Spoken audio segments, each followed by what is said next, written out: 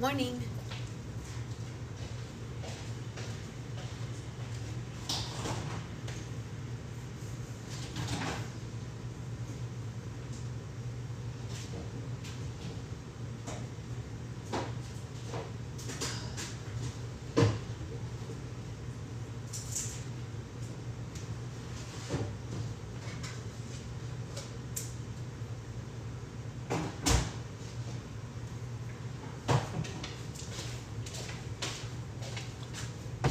How's it going?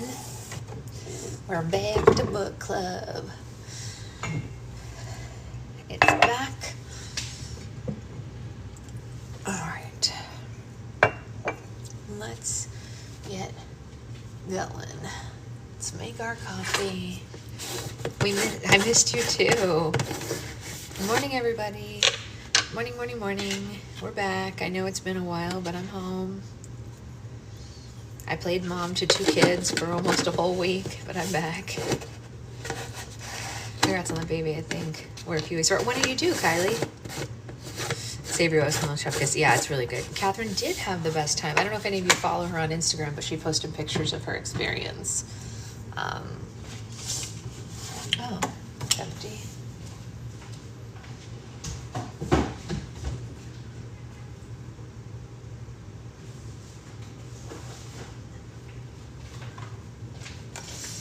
To Catherine, yeah. Yeah, savory oatmeal is pretty delicious, you guys. Don't sleep on it. Do not sleep.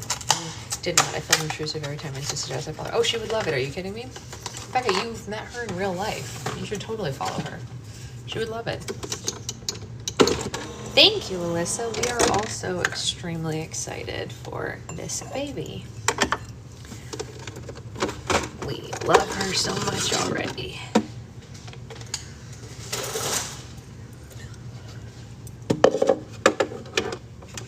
I just remembered I have oatmeal at home. I can eat it. You are welcome. December 20th. Oh, you are quite a bit ahead of me, Kylie. We're due in early February, so you're a whole full month ahead of us. But a Christmas baby's amazing. I was a Christmas baby, so I am fully on team Christmas baby for you, Kylie. I was born just after Christmas, so that's exciting. I love a Christmas baby. Can't say no to that. I love Christmas anything, if we're being honest, except for, you know, the people who celebrate Christmas because they're cray-cray. But like, if people who are just enjoying Christmas because it's awesome, I love that. Santa, can you hear me? I have been so good this year. Anyway. Yes. February is a lot of people that are in my family and friend circle. A lot of people. So she will have good company in her birth month. How was your time babysitting? It was good. I mean, it's a lot of work, obviously. Anyone who is a mom knows. Yes, exactly right. That's exactly how I feel. Like, I love the songs, I love the decorations, I love giving people presents, you know, all of that stuff. I love all of it. Every bit of the music. I don't even care if it's religious music, I'll take it. I love music of all kinds. Like, I will sing hymns from here to doomsday. They sound so good, they feel so good in your voice. If you're a singer, there is something about singing classical, like old-fashioned church music that feels so good. I just don't want the people. I want their music. I do. I love it. Like, give me O Holy Night any day. I'll take it. I will take it. All of it. Give me a Hark the Herald Angels Sing in like 17-part harmony. Did you think you were going to have a girl? What was y'all's reaction? I was pretty confident it was a girl, but I wouldn't say it out loud because I was afraid if it was a boy, he would hear me and he would not like that I said he was a girl. So I said that, yeah, exactly. Music, yes, people know in general. Yes. But I wouldn't say it out loud. I wasn't hoping that it was a girl. I just felt like it was. And then we got our first test back and it said girl. And that was like, they were like, it's 99% sure or whatever like that. And then we got our second test back and it also said it was a girl. I mean, Zoe is in a like boundary testing phase right now, and she's only 4. And we were down there watching her, and Ethan is 1, and he's so easy. And Secret Husband was like, man, she's taking a lot from me right now. I was like, I know, honey, I know. Because she would look at me, and I would say, honey, it's time to clean up your toys. And she would say, no. And I was like, well, it is time to clean up your toys. And she would say no, and I would say, okay, that's not a problem.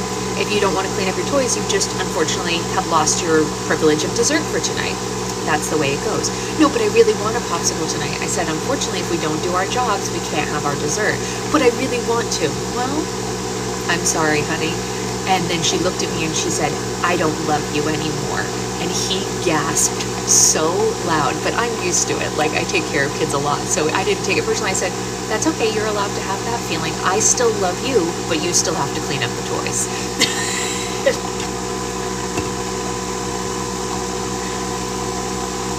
He gasped so loud when she said, I don't love you anymore.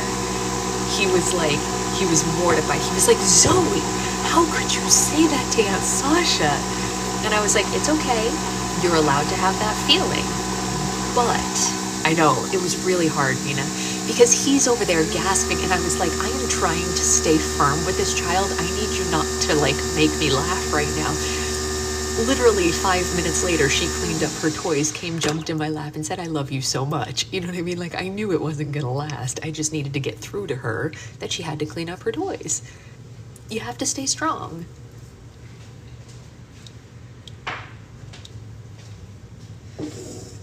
But it was very funny.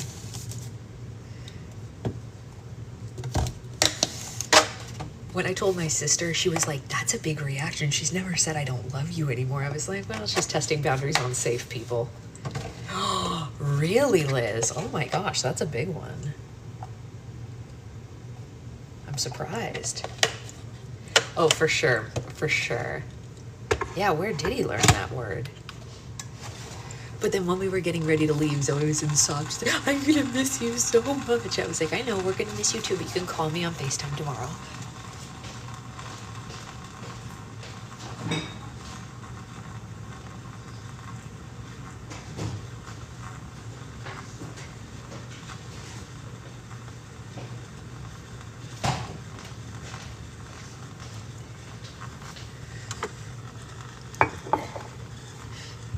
But they're good kids overall. No idea. They clearly never said that again because he broke out in sobs after. Yeah, no, yeah. He will not say that again. She said, don't leave. When her mom got home, she said, Mommy, I missed you, but now I miss Sasha. And Catherine said, yeah, that happens. Morning, Mads. Morning, Amanda. That's just, I told her it's normal and she can FaceTime us. It's okay. Not a big deal. I missed you and now I miss her.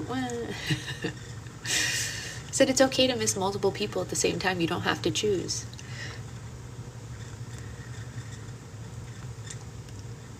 When we were leaving, I dropped her off with her cousins for a play date yesterday afternoon. I'm so upset my role for book was good, but it ended on a cliffhanger. Oh, that's crazy. I dropped her off at her cousin's yesterday, and she was playing when I was getting ready to leave. And she said, wait, you forgot about my kiss goodbye. I said, I didn't forget, I just thought you were playing.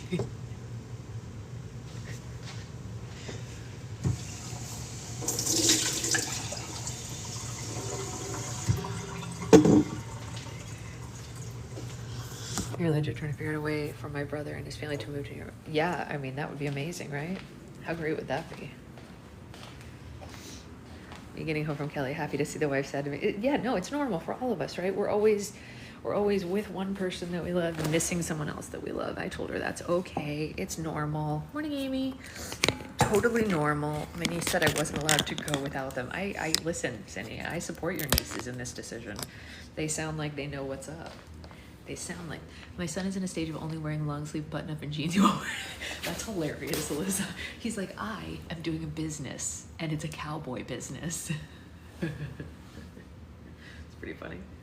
My sister texted me, you guys, do you want to hear something crazy? So my sister gets back from this trip and she texted me and she goes, what did you do to Ethan?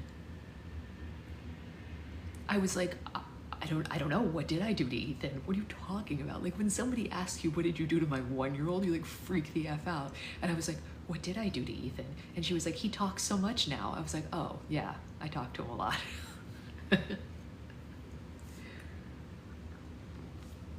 I taught him new words. It's true, I did do that. Yes, I will take credit for that one.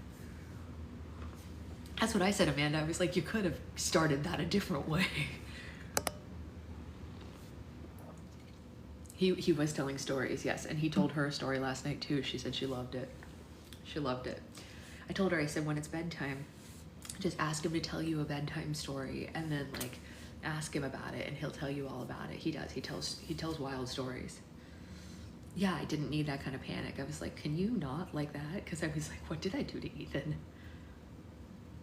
Yeah, not great, not great, I tell you what. But turns out what I did was a positive. I taught him how to talk some more. We got new words. New words. He learned go and again, and he learned how to say sa, sa. So when he crawls at me now, he goes sa, sa, sa, sa when he's coming towards me. And he also learned how to say the beginning of Secret Husband's name. He can say just the beginning syllable of it when he's going to him. So he learned those.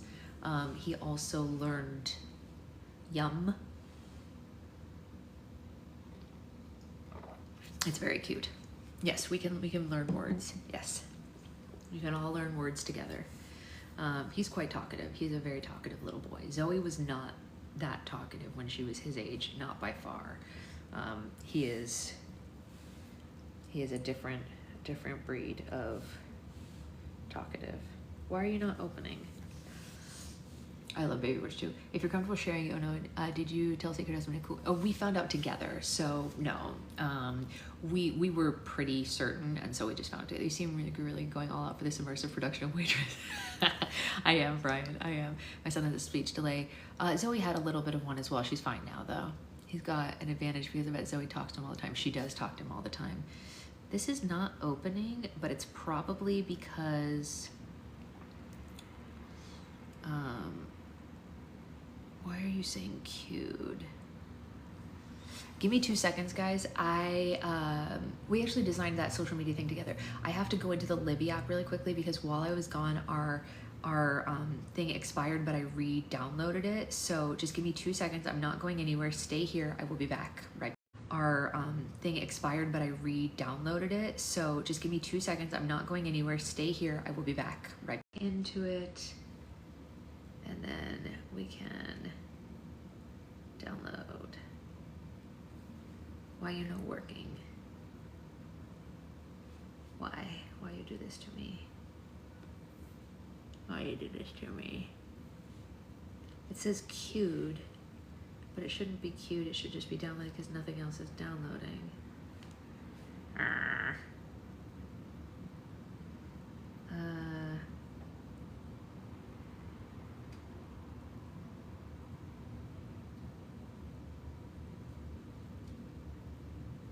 Open. I am confused. Why is this happening?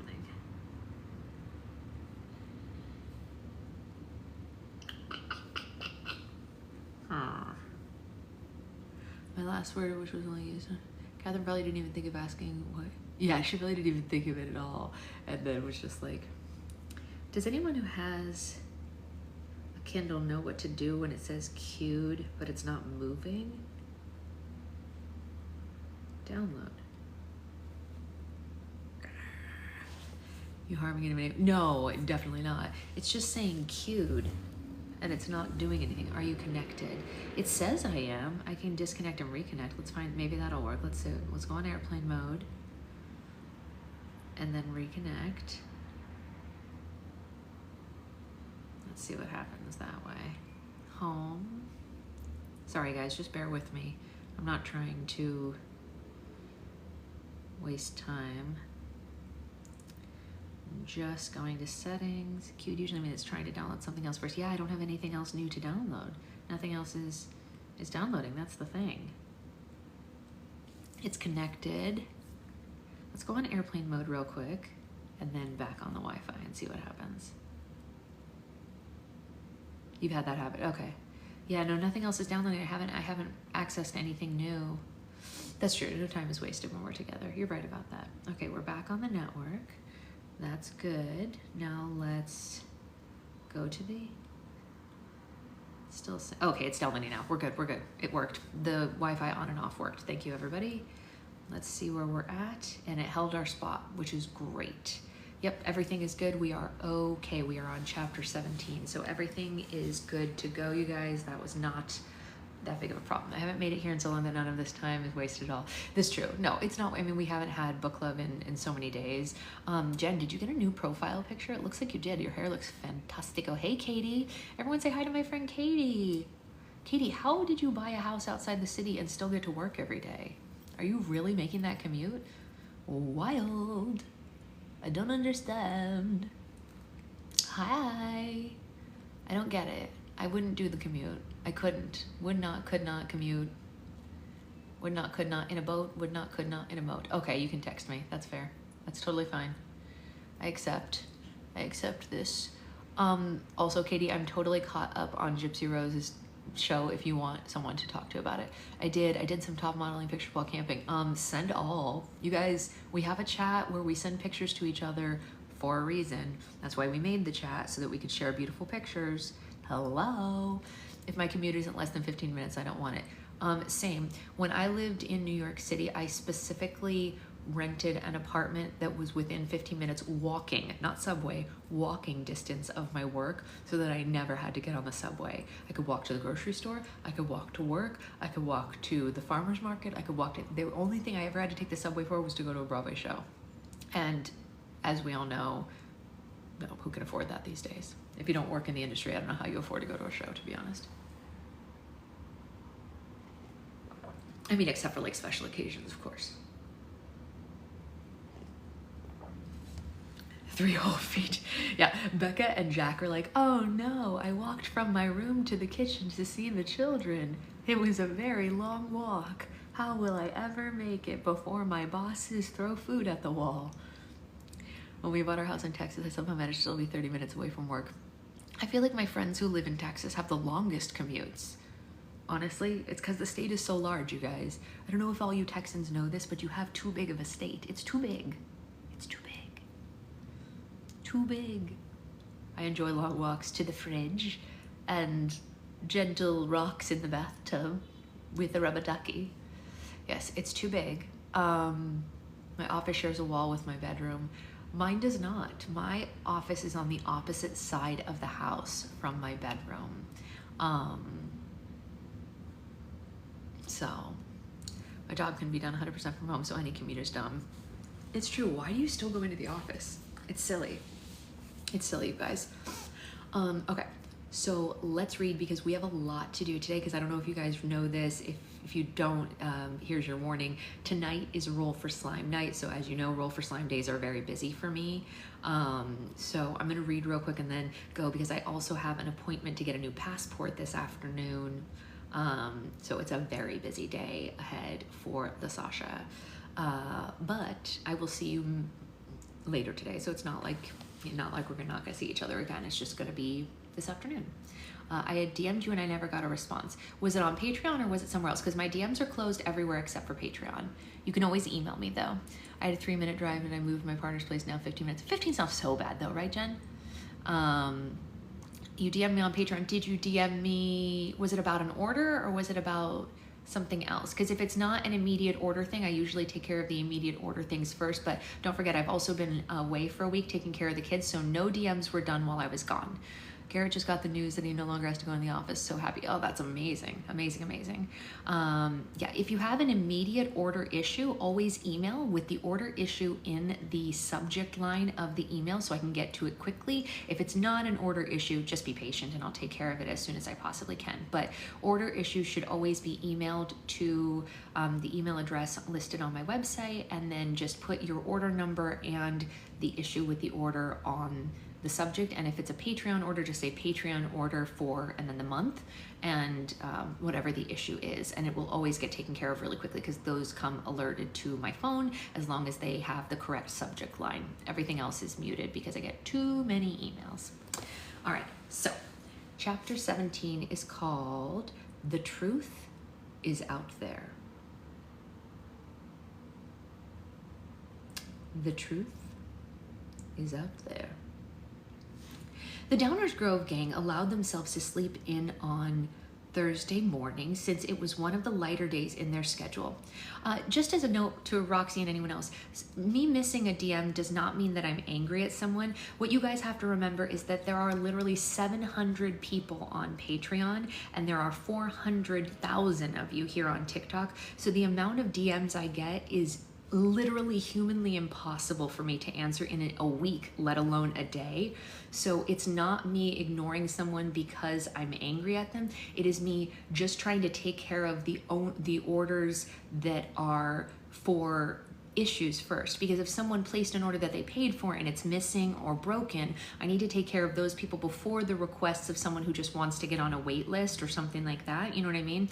So it's not about being popular even though, Jack, it's just that I also get a lot of really, the reason all my DMs are closed both on Instagram and on TikTok are because I get a lot of spam, right, you guys? I get multiple businesses a day being like, can you sell our knives for us on your TikTok? People want me to sell TikTok shop stuff for them and I don't want to do it, right? You guys notice I don't have ads on my page, you know what I mean? Like if I tell you guys about a product, I'm not getting paid by them. I usually just like it. Like when I talk about my Chalk Zero stuff, Chalk Zero is not paying me. I just genuinely think it's good, right? I don't get paid for any of that stuff. I don't do those things. People are always DMing and it's very hard for me to comb through what is real and what is spam. And I don't mean, Anya's right. I don't have enough spoons to handle all of the fake DMs. So that's why I always say, if it's a genuine order issue, just email me with the order number and I will always take care of it immediately. People want you to sell jewelry. Yeah, I get the jewelry ones all the time. I'm like, people, you're clearly not paying attention. Like, I don't wear jewelry. It's crazy. Anyway, so a lack of response to a DM just means that it is not, I haven't got to that priority yet. For tonight's reply to a comment is great, Danny. That's perfect because I always go through those before I get back on. But Danny, I think I responded back to you, right, Danny, for your first one? So you can reply right back to my comment. I always get those. That's perfect. I don't wear jewelry and I have no baby. I mean, you have 4 babies. I don't know what you're talking about. How dare you? How dare you? You're gonna look those children in the eye and tell them that they're not your babies?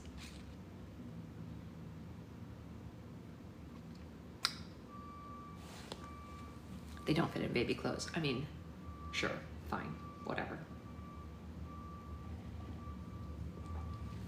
It's nice to be home with my own coffee. All right, but let's read about our friends.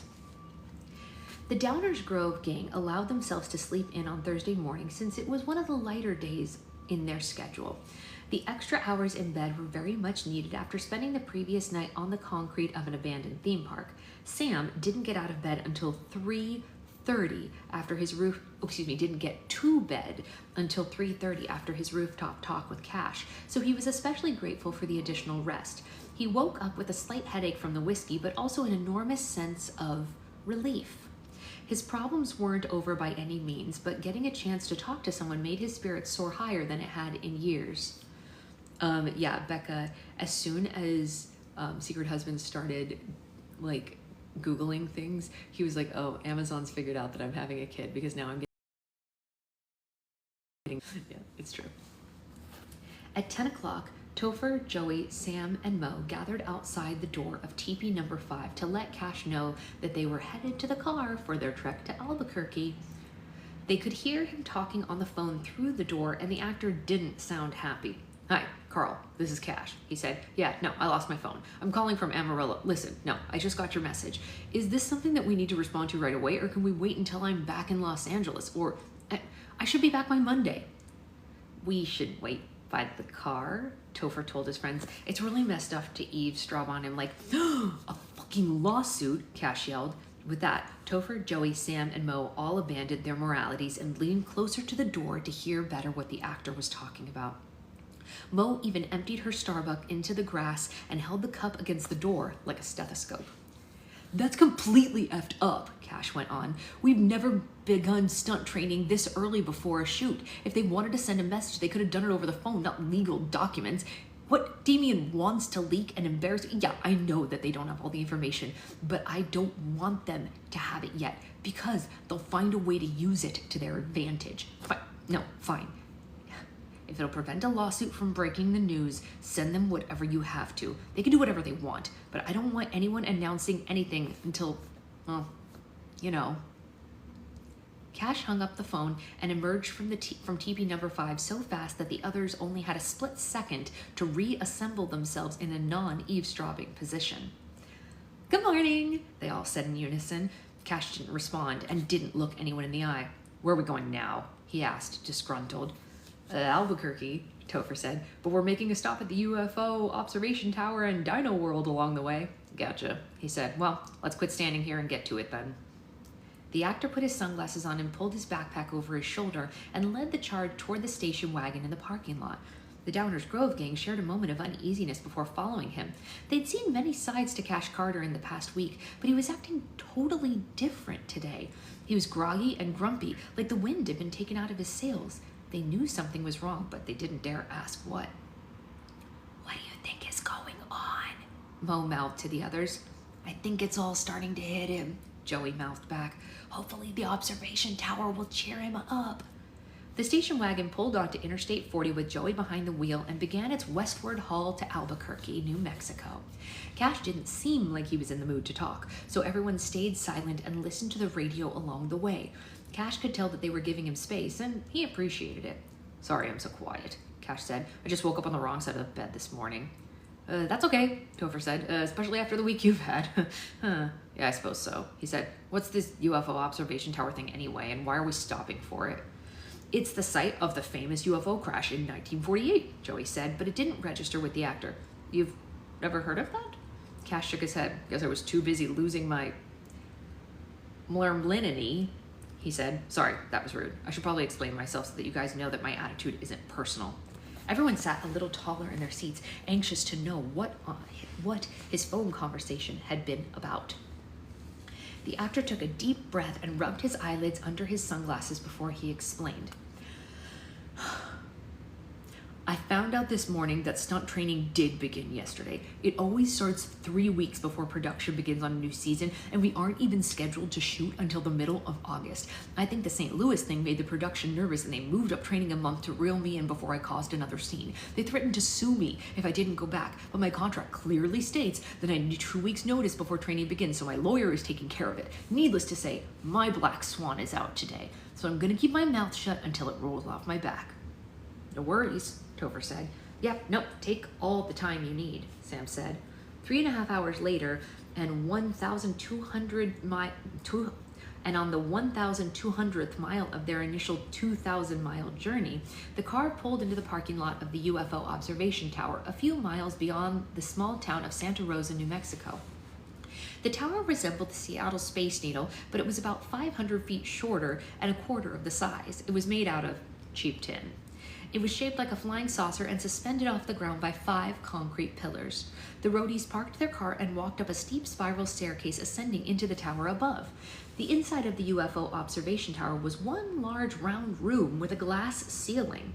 The walls were covered in charts of various alien spacecrafts and different types of alien species and photographs of the most famous UFO sightings from around the world. Most of the unidentified flying objects were shaped like saucers, but some were triangles and others were orbs of multicolored lights. The merchandise was just as cheesy, if not more so, than the stuff on sale at the Jailhouse Museum. There were "The truth is out there" bumper stickers, "Extraterrestrial crossing" road signs, and the alien head for antenna ornaments. There were tacky t-shirts that said, "We come in peace, I was abducted and all I got was this lousy t-shirt," or "Probe me, I'm Irish." There were also plush alien dolls, posters of Sigourney Weaver, novels written by Shirley MacLaine, and the complete series of The X-Files on DVD. Topher, Joey, Sam, and Mo were very amused by the items on sale, but Cash just rolled his eyes and sighed at everything he saw. There was only one employee working, and she was sitting behind the checkout counter reading a book on her Kindle. That's somehow very meta right now. Topher and the others were halfway through the store before she realized she had customers. "Hi," Topher said. "Are you guys open?" "Well, hello, bonjour, hola, guten tag, buenos dias, and konnichiwa," she said and stood to greet them. Welcome to the UFO Observation Tower, where you can find all your extraterrestrial essentials and exhibits at no extra price. We're open every day except for holidays or unless I have jury duty. I'm Dr. Darla Plemons, owner and deep believer that the truth is out there. What brings you into the shop today? Darla spoke with the energy and enthusiasm of a camp counselor on Crystal Seth.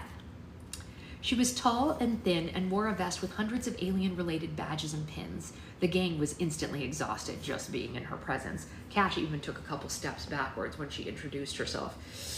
Well, we're on a road trip from Illinois to Santa Monica, Joey explained. We've read all about the UFO crash that allegedly took place here in 1948, and we saw on your Facebook page that you had some exhibits about it. The UFO crash that allegedly took place, Darla asked as if she were speaking in front of a giant crowd. My friend, if you think it's just a bunch of allegations, then the government has already won. If you believe that we went to the moon and Lee Harvey Oswald shot JFK too, huh? So, the crash here actually happened? Sam asked. Were George Washington's teeth made out of wood? Was Walt Disney cryogenically frozen moments before death? Was Beyonce created in a Houston laboratory as an instrument for world peace? This only confused them more as they stared at her blankly. Beats me too, Darla said with a shrug. There's absolutely no evidence to prove or disprove any of the theories that I just mentioned. There's a theory that Beyonce was created in a lab? Mo asked.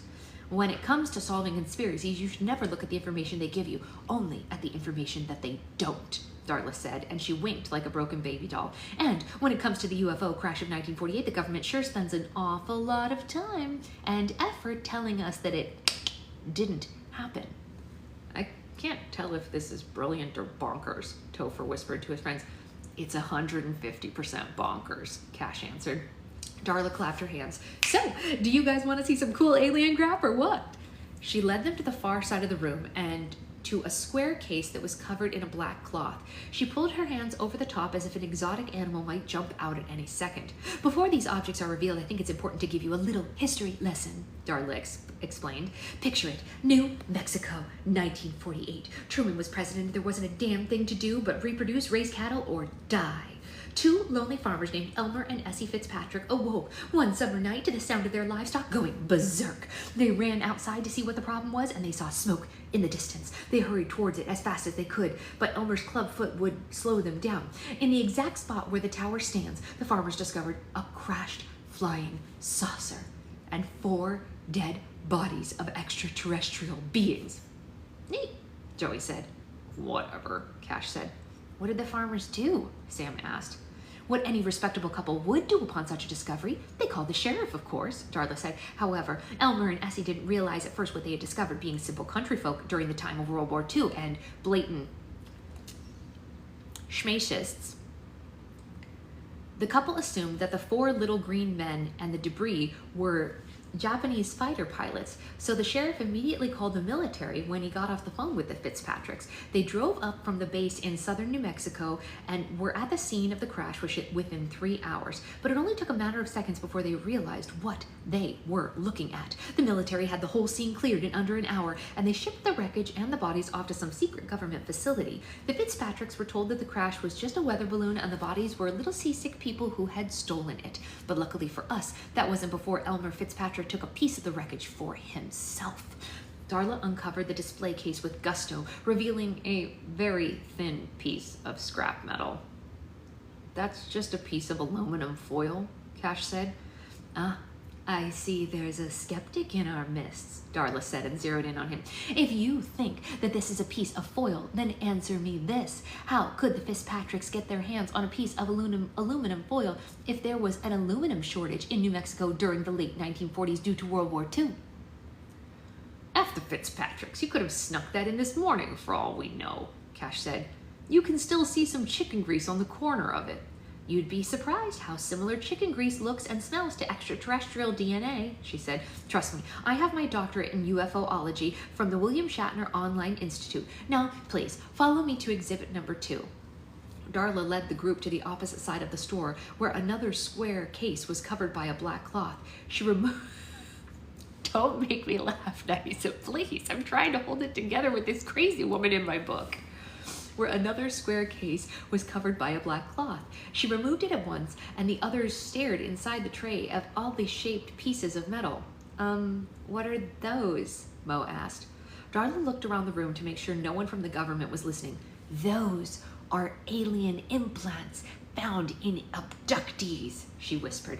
They've been removed from people all over the world who have had experiments done on them by tall grays, short grays, Nordic blondes, the mantis, and the reptoids. As you can see, each alien species leaves a different shaped object in their victims. What do the implants do? Sam asked. No one knows, Darla said. The technology is so advanced that we may never comprehend their purpose. Our best bet is that they're some kind of tracking device, meaning that the aliens could be listening to us right now. Those look like metal pieces from old board games, Cash said. Wait, that's exactly what they are. That one in the corner's the candlestick from Clue, and the one in the center's the dog from Monopoly. Darla shrugged. I didn't say all abductees are honest, she said. Some people will do anything for attention. Just the abductees? Cash said and glared at her, because I'm pretty sure you're full of it too.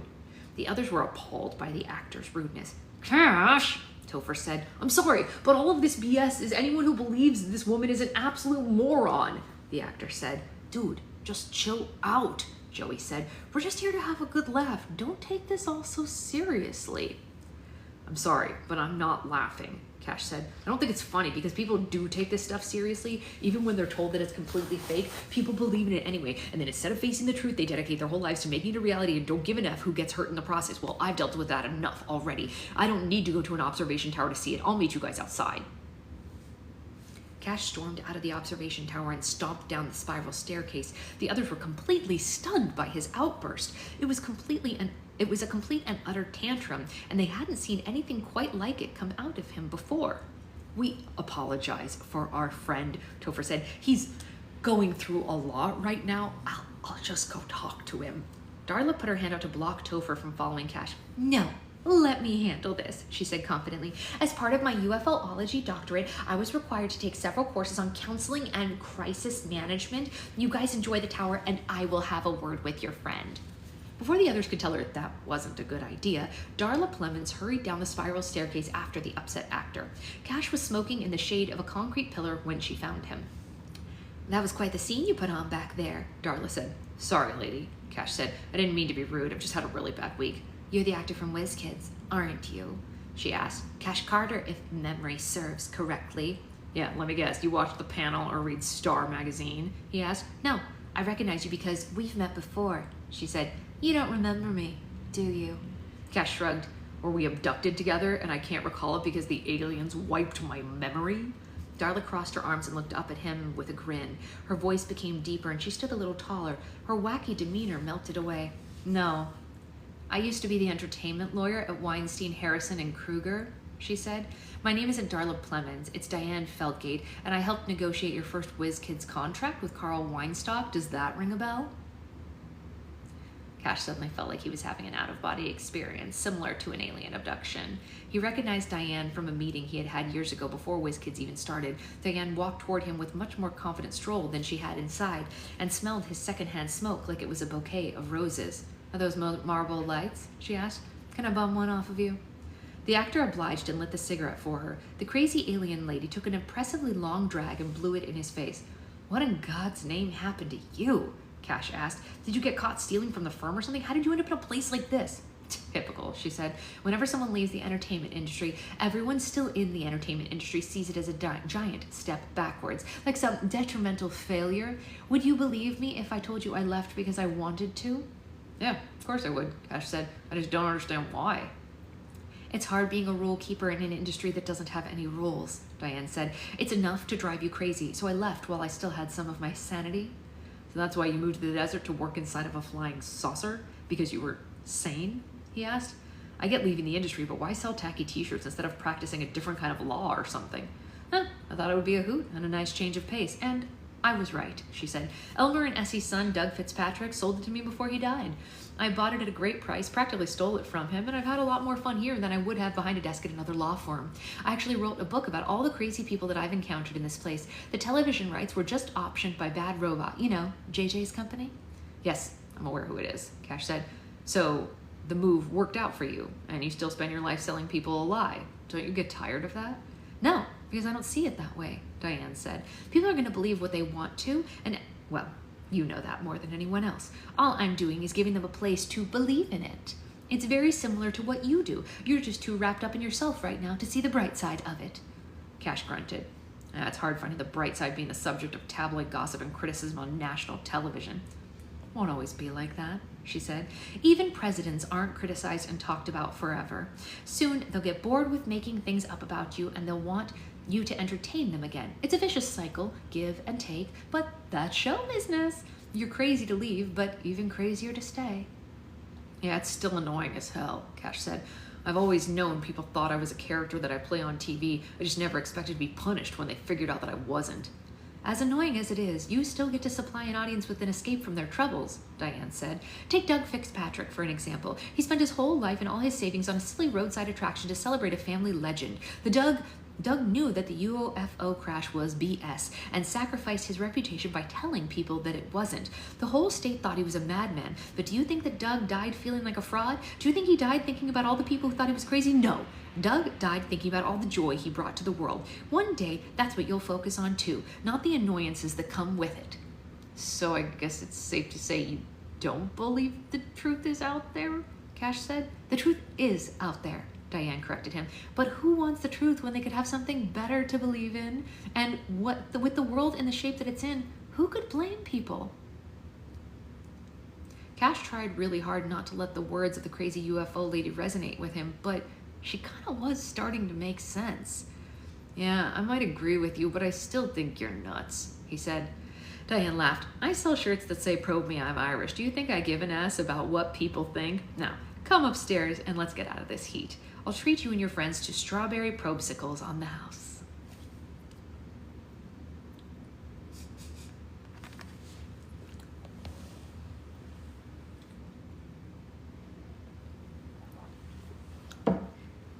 Chapter 18, Carnivores. At 3:30 on Thursday afternoon, Cash's attention still hadn't changed. Cash's... Yes, Jack, it's true. Cash's attitude still hadn't changed much since they left the teepee inn. Not that the others could blame him. As they walked around Dino World, their moods all took a turn for the worst. For one, it was so hot in the New Mexico desert that they felt like they were being cooked alive. And just like with the world's biggest rubber band ball, it was obvious that Dino World's website was run by total liars. After viewing the images on Dino World's homepage, the Downers Grove gang was expecting a colorful and primitive biosphere like in Jurassic Park. Instead, the world's largest collection of proportionate dinosaur statues was a trailer park, literally. For just $10 with admission, travelers could park their RVs among the large reptiles for the night. The dinosaur statues were so worn down that it was hard to tell them apart from the motorhomes parked throughout the site. Even the nicer ones looked like weathered piñatas more than giant creatures that once dominated the earth. Oh, look, it's a Triceratops, Sam pointed out. That's just a Volkswagen with its hood popped up, Joey said.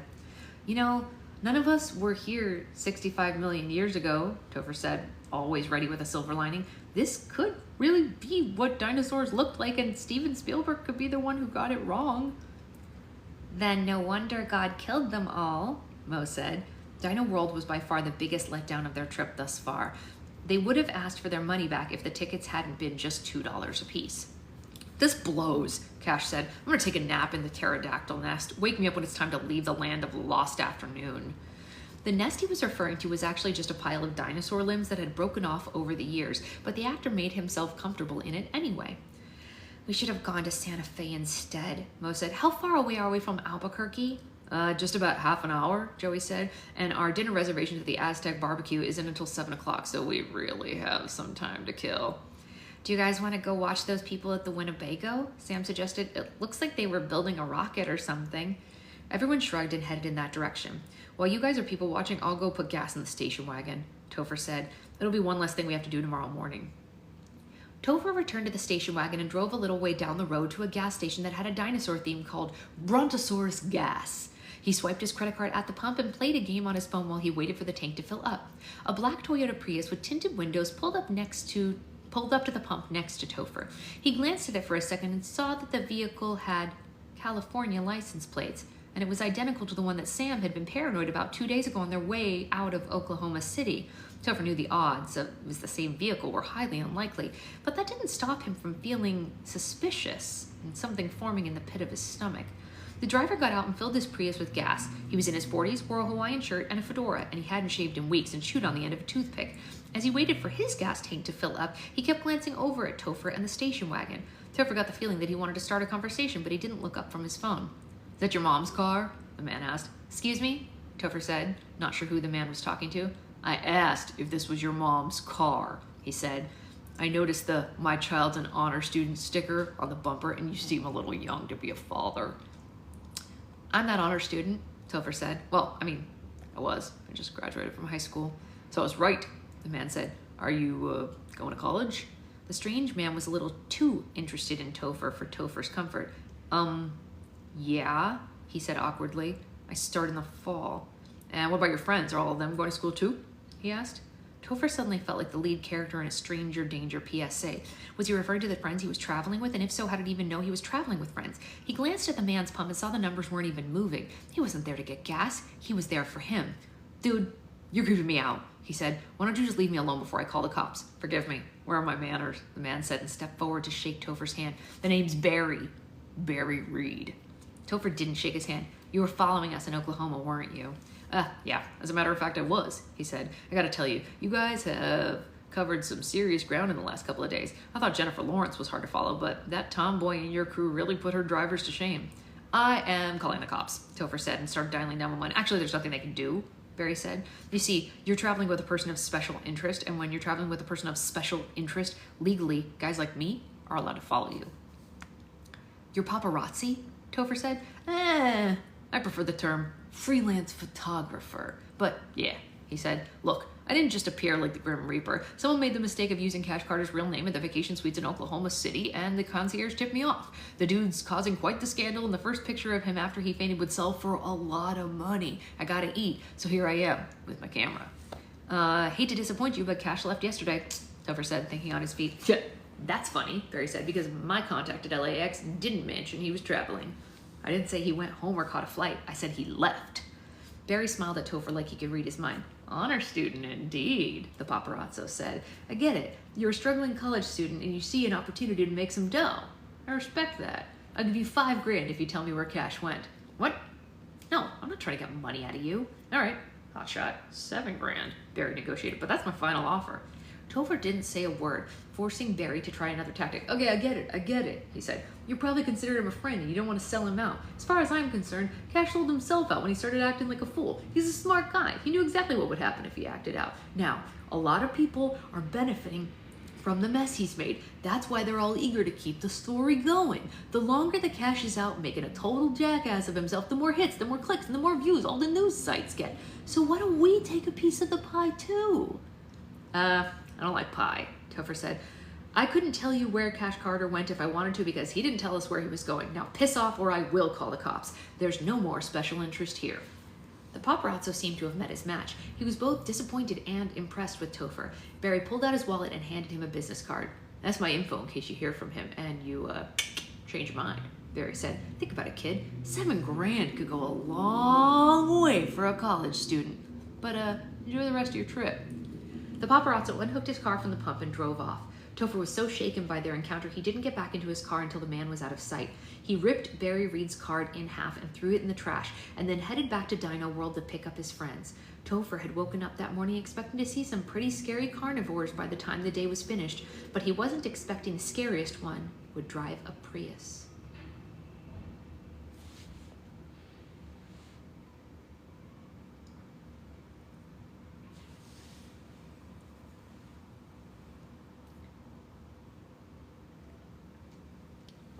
It says this next chapter is only 8 minutes, so we could probably do one more.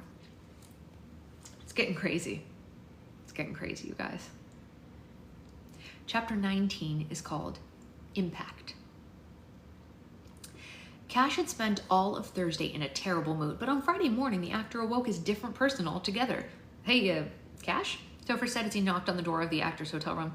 "What do you want?" Cash yelled from inside. His tone took Topher off guard. Cash wasn't raising his voice Simply so his friend could hear him through the door, he was shouting, so his irritability was perfectly clear. I'm sorry, Topher said. Is something wrong? Just tell me what you want, the actor demanded.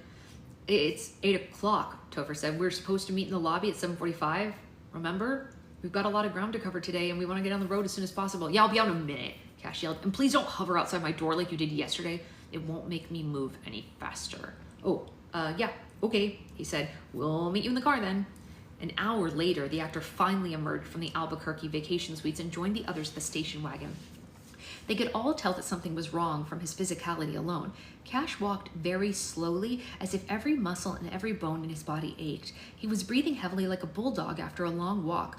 A dissatisfied expression was frozen over his face as he moved, as if absolutely everything in the world bothered him. I can't ride bitch today, Cash said when he got to the car. Someone needs to switch places with me. I'll do it, Joey said, and climbed into the back of the station wagon with the luggage. Cash, no offense, but you look like shit, Mo said. Maybe that's because I feel like shit, genius, he said. I'm out of sinus medication and I woke up with that fucking migraine. Do you need us to stop and get you something? Sam asked from the driver's seat. Morning, Stephanie. I'll have, there's only one more besides today to upload, and that'll go up right after this, and then today's as soon as it processes, so they'll all be up soon. All I need is silence, Cash sniped. Can we all just be quiet in the car today? Is that allowed? Yep, sure, Topher said. We can definitely do that. Yeah, well, good, the actor said. The others stared at Cash in disbelief. It was like there was a demon living inside him that had taken the reins. What are we waiting for? He griped. Let's get this fucking show on the road. They drove for 3 hours in total silence as per the actor's request.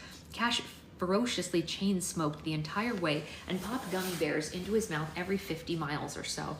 He kept his eyes shut most of the ride too and only opened them when he was lighting a cigarette or searching for gummies in his backpack. At noon, the station wagon arrived at the Petrified Forest National Park. They exited the Interstate 40 and drove down a long curvy road through the scarlet badlands of the Painted Desert and the indigo-striped hillsides of the Blue Mesa and followed the signs leading to the Jasper Forest to see the petrified wood. The national park was so unique that Topher, Joey, Sam, and Mo thought that their car had taken a turn and wound up on another planet altogether.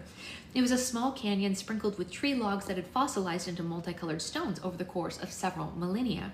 The Downers Grove gang got out to take pictures of the rare phenomenon while Cash stayed in the car so the park ranger wouldn't catch him smoking. Sam read the information on a stand at the center of the viewpoint.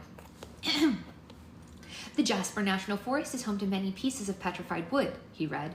The petrification process most commonly occurs after wood is burned by volcanic ash and constrains the wood from decomposition due to the lack of oxygen. Flowing water then deposits minerals in the plant's cells, forming a stony mold in its place. These are the fossilized remains of the terrestrial vegetation stretching back to the Triassic period, approximately 230 million years ago.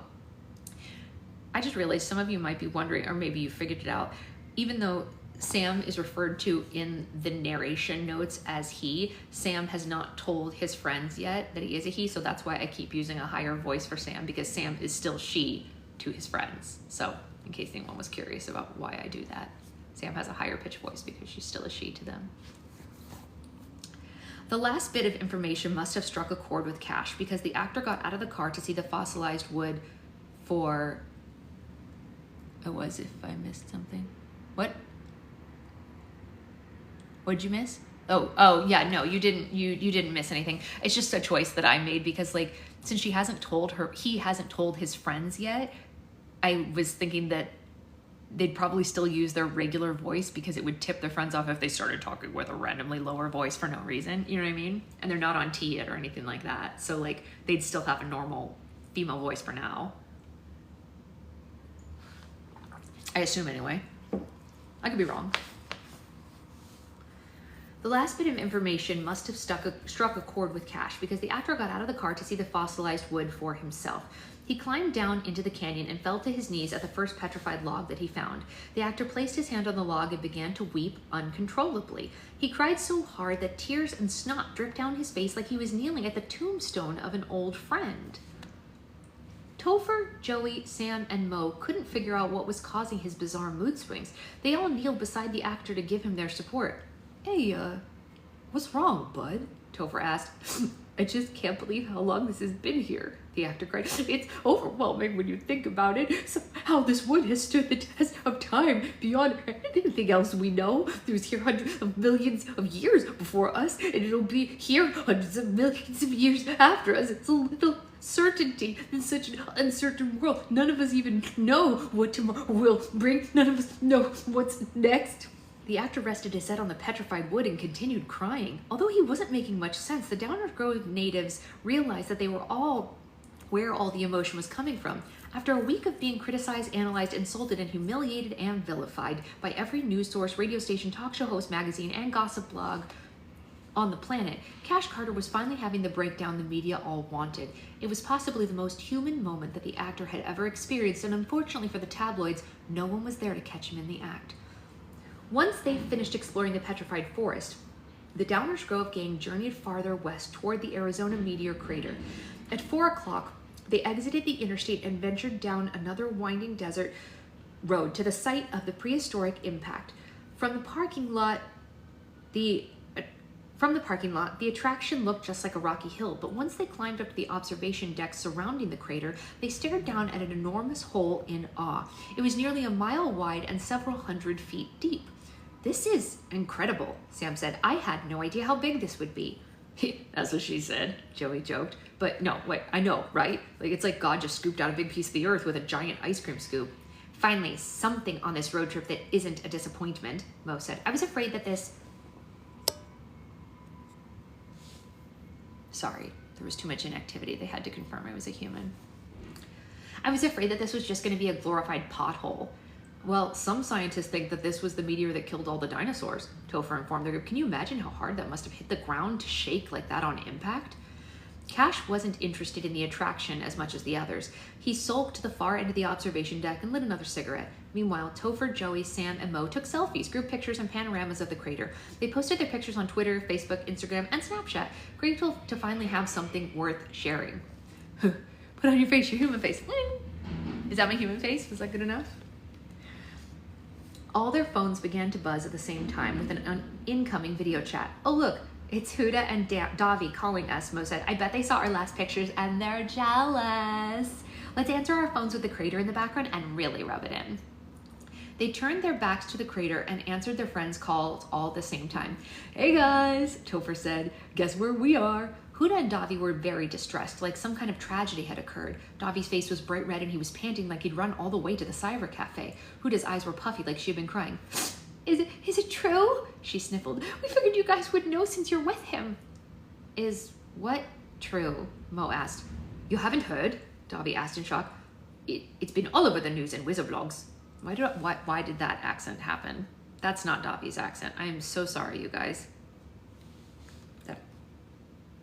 Davi's not British or Australian. He's South American. I am bad at South American. I apologize. We've been trying to avoid the internet since St. Louis, Joey said. Are you talking about the rumors that Cash missed stunt training? Sam asked. Because if so, you guys don't really need to worry about it. It was just a misunderstanding and Cash already took care of it. His words were anything but helpful. In fact, the international wizards started panicking a little more. Davi, they don't know what we're talking about, Huda said. How can they be in the dark when they're with him? Sorry, our Google alerts are becoming too much, so we turned them off, Topher said. What's going on? They could tell that Davi was searching the internet while talking to them because his eyes darted all over the screen. The Brazilian boy came across something that made him gasp and cover his face. Oh no, Davi exclaimed. Huda, it's true. Someone just called Deadline and confirmed it. The Saudi Arabian girl burst into tears like she had learned a family member had been ended. She had to cover her mouth so she wouldn't wake up anyone in her house. You guys are scaring us, Mo said. Just spit it out. What happened? Guys, Huda whimpered, we didn't want to believe it at first, but the network made an announcement this afternoon. WizKids has been canceled. The show's not coming back at all. It's over. Topher, Joey, Sam, and Mo unanimously went into a state of shock. Apparently, the Arizona meteor crater was only the second biggest impact of their day.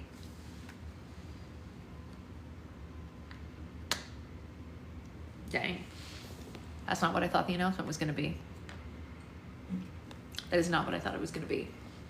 I thought they were going to say that Cash has some terminal illness or something. That's really what I thought it was going to be. I was taken by surprise just now, you guys. That is not what I thought was coming.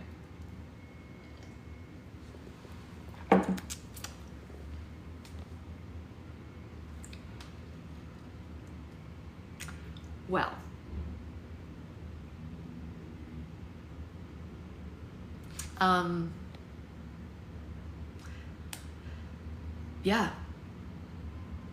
yeah, something like that. Yeah, I don't know. That was surprising. Yeah, that's what I thought, Avery. I literally thought that they were going to say he has a terminal illness. That was 100% what I thought was going to happen. Literally, I thought it was going to be like Cash Carter comes out with leukemia or whatever, you know what I mean? Something, I don't know, something, I don't know what, but like, it really seems like he has a problem, right? Like, am I crazy? I don't know. I thought Cash was leaving, but I thought it was because of like something physically wrong with him. Right, Jack? Yeah, literally. So really quickly, obviously, like I said, there is Roll for Slime tonight, so I'll see you guys again tonight, but we are more than halfway done with this book, so we really do need to pick our next book. Do we want to read another memoir? We haven't done a memoir since Paris Hilton's, and that was such a popular one. Like, it was really good. So maybe there's another one out there that's just as exciting and really like empowering for us as hers was. Do we want to, how far are we into it? I don't know, let me see. We're pretty far. We've been making pretty good progress. Hold on one second. If I could get my Kindle to cooperate. We're 85% in, like we're really done. You know what I mean? Like we're real close. Yeah, I think a memoir might be fun. We used to switch off. We used to do like memoir, romance, something else, you know what I mean? And we've been reading a lot of Chris stuff for a while, and don't get me wrong, you all know I love Chris stuff, but sometimes it's nice to take a breather and have like something different. And sometimes it's fun to learn about new people, right? I haven't yet, Jen, but my worry with that is, do you think that we'll be able to get away with a lot of that on TikTok? What kind of censoring, Anya? Yeah, I like switching to a memoir every once in a while. Maybe we can all, why don't we do this? Why doesn't everyone come to the chat with like someone really awesome that has a memoir, and then we'll vote? Does that seem fair? Because we really need to decide pretty soon. Oh, we can do that pretty easily, Jen. That's not bad at all. I thought for some reason that it was a lot worse than that. I don't know why I thought that. I've heard a lot of great things about the one that Jen is talking about. I can't remember the name of the actress, but I think if everyone picks a person that has a cool memoir, or it doesn't even have to be a memoir or autobiography, biography, you know what I'm saying? Like something about a person who's really inspiring. Yes, that's what I thought it was. I think we can all come with, thank you, Jeanette McCurdy. I don't know why I couldn't remember her name. I kept thinking McCarthy in my head, but I knew that was wrong. That's why I didn't want to say it out loud. So there's a lot of people who have really cool stories and have a lot of cool stuff to say. As we learned with Paris, I think we can all agree that we absolutely adored Paris's memoir. So if we could get something in that vein that's going to like really bring out the awesome, I think that would be really fun for us, you know? I got the MC. That's about all I got right of it. His book is very inspiring from He Rambles sometimes, though. Fair enough. So yeah, everyone bring one person, either an autobiography, a regular biography, or a memoir, and we'll just put up a vote. I'll put it here on TikTok, and everyone can vote on who, because I know some people aren't on Patreon, so I don't want to only make it on Patreon, but if everyone puts somebody in the chat, we can read yours. We can read yours, yes, we'll read Amanda's. Becca doesn't like homework. That's fine. Becca can skip the homework. So I think that's cool. Like I said, I'll be on later for Roll for Slime. We have a full agenda for tonight. We have birthdays, we have challenges, and we have regular. It's all great. We're going to have another day that's all AD, because there were people who wanted to sign up for AD, but they were all waitlisted because we had too many regular signups first. So we're just going to split it. I think it's easier to just like have a day for AD and a day for regular, because then we don't have to worry about the kids. So that's kind of where we're at for today. Speaking of which, I couldn't ask for this before, but if anyone has any suggested reading for pregnancy and early pregnancy and early newborn life, I'm always taking suggestions. I've read a lot of books already. I didn't put them on my reading logs because I hadn't announced it yet, so I couldn't put what I was reading out there yet. But I've already read some, and I have a lot on my Libby list coming up. But if anyone has any other suggestions, I will take those as well. Audiobooks as well are good for that. How to deal with parents that don't support. That is difficult. That's a difficult situation, Gore.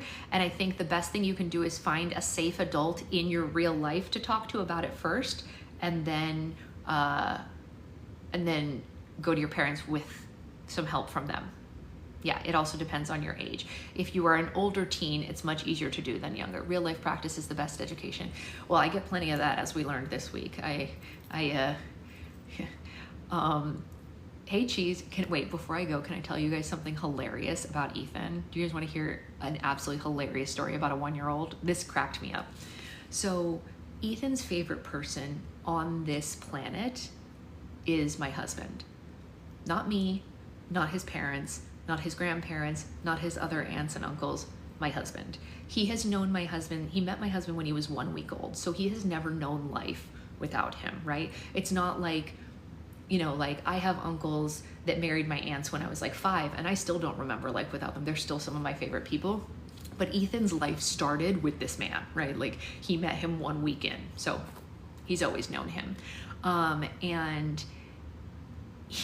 So I went down on Wednesday, but my husband couldn't come down until late Thursday night after the kids came to bed because he still had work, right? And he had to go into the office on Wednesday and like all this other stuff. So Friday morning, Wednesday happens, Thursday happens, no issues whatsoever. I do all the things they need to do. I'm solo mom, 2 kids, whatever, change all the diapers. Zoe's potty trained, so that doesn't count, whatever. No issues, right? My husband shows up. The first diaper change that I have to do with my husband in the room, Ethan is wiggling like a crazy worm and screaming at me. And I could not figure out what was going on. And I was like, oh my gosh. And I figured out that he gets embarrassed if his favorite person sees him in this compromised position, because if I take him in another room, he's okay. He does not want his uncle to see him getting his behind wiped because he cannot handle it. And as soon as I'm done changing his diaper with him in the room, he walks over to my husband, looks at him, and sobs like, can you believe what she did to me? He's fine when he's not in the room. He was like, I cannot have this. I'm going to be embarrassed in front of him. It's hilarious, you guys. He's so obsessed with him that he will not let him see him get his butt wiped. It's so funny. I was like, boy, you're going to have to sit still because this just gets more difficult the longer you wiggle. Not in front of his hero. Yeah, exactly. The thing is, Ethan also looks like my husband, so when we go out places, people think he's his child because they have like almost the same hair color and they have the same skin color and the same he really looks like him. He looks way more like him than he does like my sister, that's for darn sure. Zoe looks like my sister, but Ethan looks like my husband, which is, but anyway, it's very, very funny. And he loves him. He loves him so much. Yes. He can't take it. So anyway, that was my story about 1-year-olds and their weird, strange brain things that they decide on their own. He just decided. Yeah, Zoe definitely takes after our side of the family. And I have to say, Ethan has a lot of his dad's features too. A lot of them. But Ethan's dad and my husband have a lot of genetic similarities. His dad has a lot of Scottish and my husband has a lot of Irish, so it's pretty similar. So it's not surprising that they look alike, except that his dad was very blonde and my husband is very redheaded, and Ethan has strawberry blonde, so he's like a combination of the two. Although when Catherine was little, she had a little bit of red in her hair too, which she got from her other grandmother on the side that we don't share. So who knows? But Ethan doesn't have Catherine's face the way that Zoe does. Zoe has Catherine's face completely. I showed her a picture of my sister when she was a baby the other day, and she was like, where'd I get that dress? And I was like, honey, that's not you, that was mommy. She said, no, that's Zoe. I said, no, that's your mommy.